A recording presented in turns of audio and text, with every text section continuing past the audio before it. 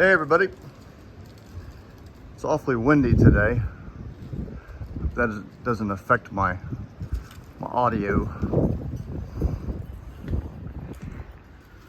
The other side is still tacked on there, but I've completed the riveting for this entire side.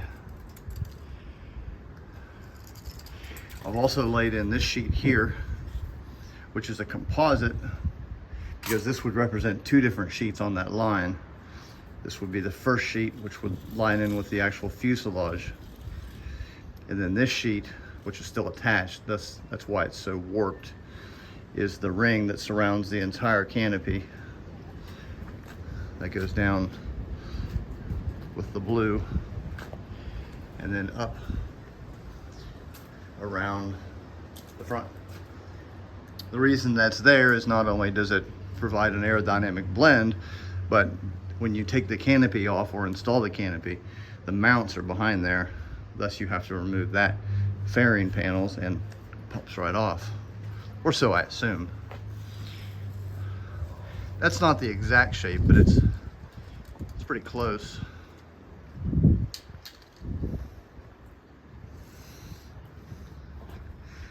Still need to extend the canopy aft to see where this exact line will be.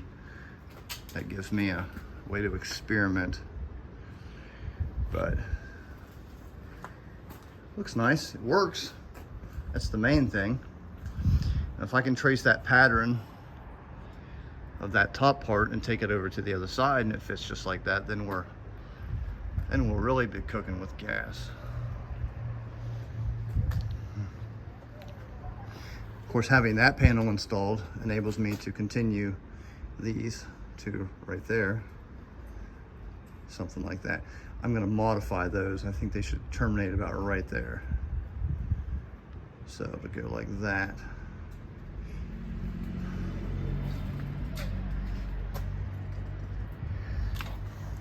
Don't know if there's much to see back here, but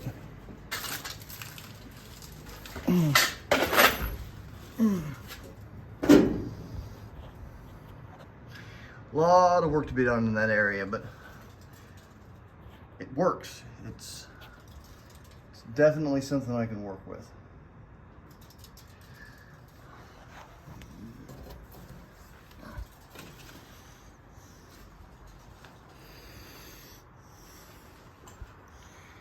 This thing is huge.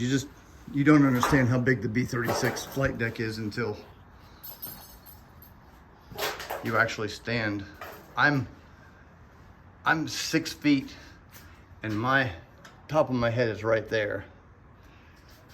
So figure it's with the Astrodome, it's every bit of 7 feet and a few inches. And I believe it's a good 15 feet long, and I've said several times it's 11.6 back there.